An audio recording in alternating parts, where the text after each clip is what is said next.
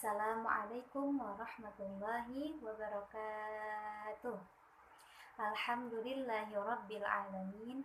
Wassalatu wassalamu ala asrafil anbiya'i wal mursalin Sayyidina Muhammadin wa ala alihi wa ashabihi ajma'in.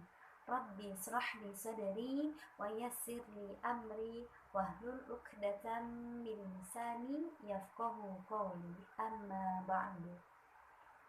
Pertama-tama marilah kita panjatkan rasa puja dan puji syukur kita kepada Allah Subhanahu wa taala, yang mana Allah telah memberikan limpahan rahmat, karunia serta nikmatnya kepada kita semua.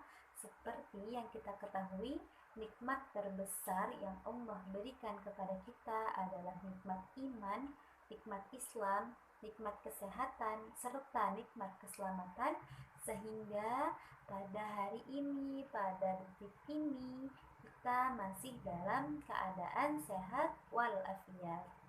Sholawat serta salam tak lupa kita sanjungkan kepada junjungan kita, yaitu Nabi besar Muhammad Sallallahu Alaihi Wasallam, yang telah membawa kita dari zaman ke-8 ke zaman yang terang benderang seperti sekarang ini. Semoga kita selaku umatnya kelak mendapatkan syafaatnya di yaumil akhir nanti. Amin amin ya rabbal alamin.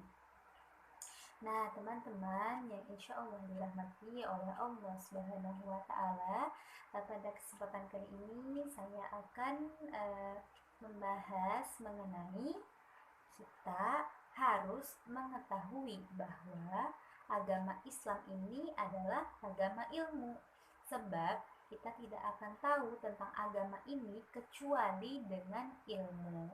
Nah, dengan mendapatkan ilmu, salah satu caranya yaitu kita harus belajar. Nah, yang pertama, dengan wahyu Nabi Muhammad Sallallahu Alaihi Wasallam. Nabi Muhammad Sallallahu Alaihi Wasallam mendapatkan wahyu dari Allah Subhanahu wa taala, yang Allah turunkan, yaitu Al-Quran, selama 23 tahun. Kemudian Nabi menyampaikan kepada para sahabat, kemudian para sahabat menyampaikan lagi kepada para tabi'in,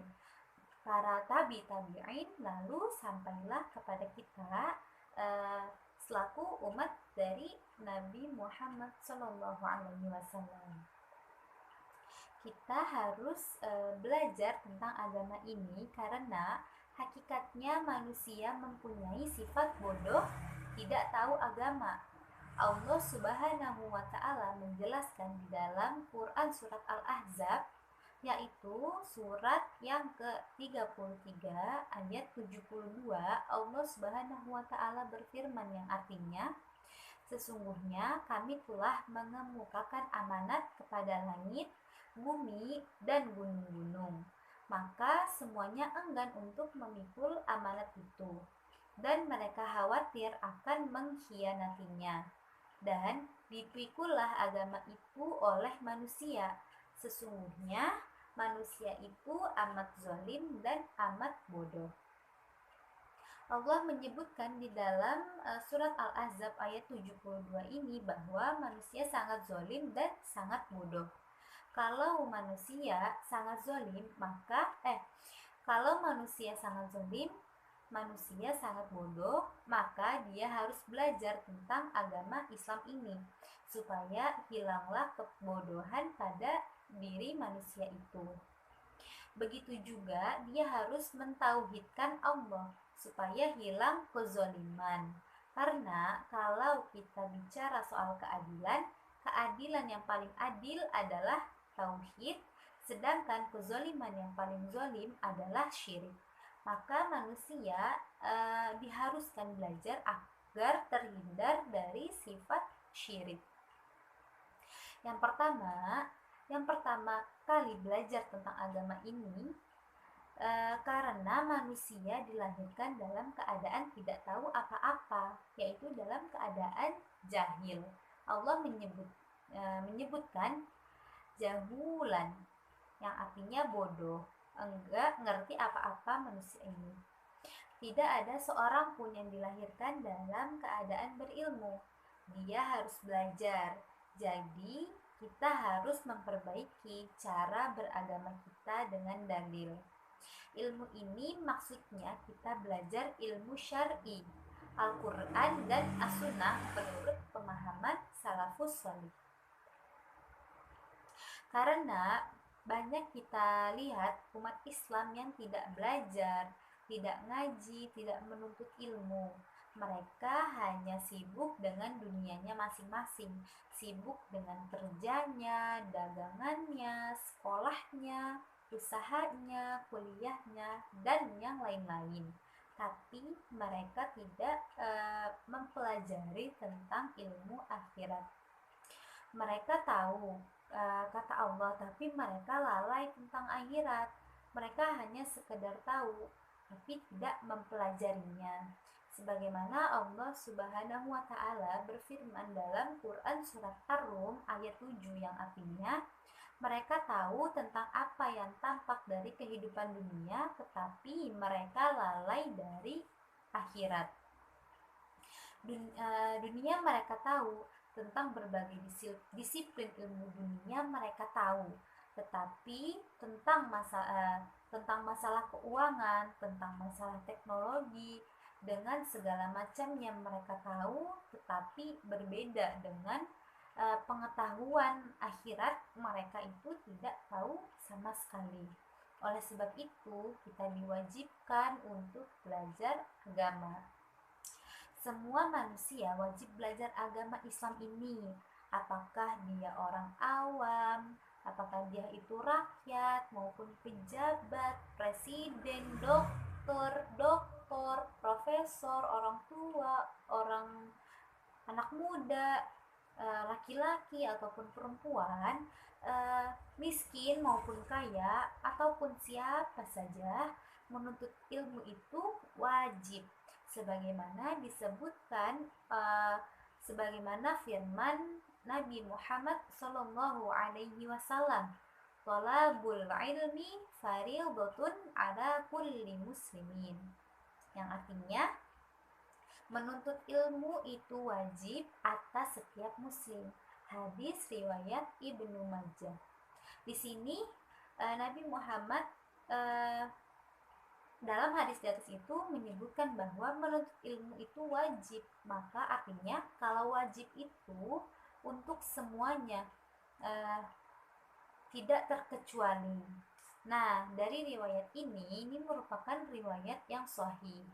Setiap muslim dan muslimah wajib menuntut ilmu syar'i, wajib belajar agama. Kalau kita lihat tentang agama Islam ini, rata-rata kaum muslimin yang ada ini Islamnya Islam KTP.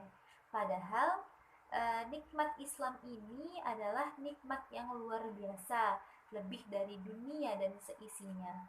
Sekarang kita harus menjaga iman kita dan jaga keislaman kita.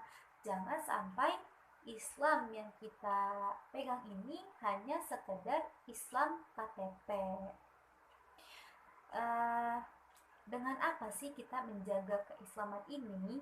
Dengan cara kita mensyukuri segala nikmat Islam, yaitu dengan kita belajar agama. Kalau kita tidak belajar agama, bagaimana kita tahu tentang agama Islam ini? Kita tidak akan tahu kalau kita tidak mempelajarinya. Nah, Allah pun sudah memberikan kita waktu sebanyak 24 jam, yaitu 1440 menit. Tinggal kitanya saja nih yang berusaha bagaimana dalam sehari kita mempelajari agama, baik itu misalnya dalam 24 jam ini kita meluangkan waktu mau 1 jam, mau 2 jam, ataupun 3 jam dalam mempelajari agama Allah ini. Yang penting kita ini istiqomah dalam melaksanakannya atau mempelajarinya. Masa sih dalam 24 jam ini tidak ada waktu sama sekali? Dan jangan kita habis hanya ngobrol-ngobrol atau apapun itu. Nah, semoga kita bisa memanfaatkan waktu yang telah diberikan oleh Allah Subhanahu wa taala. Kita harus lebih pintar-pintar dalam mengatur atau memanage waktu yang Allah berikan, yaitu dalam 24 jam ini. Jangan sampai waktu yang telah Allah berikan ini terbuang sia-sia. Sekian yang dapat saya sampaikan, kurang lebihnya saya mohon maaf. Apabila terdapat kata-kata yang kurang berkenan, saya mohon dibukakan pintu maaf yang sebesar-besarnya. Akhirul kalam, wabillahi taufiq wal hidayah. Wassalamualaikum warahmatullahi wabarakatuh.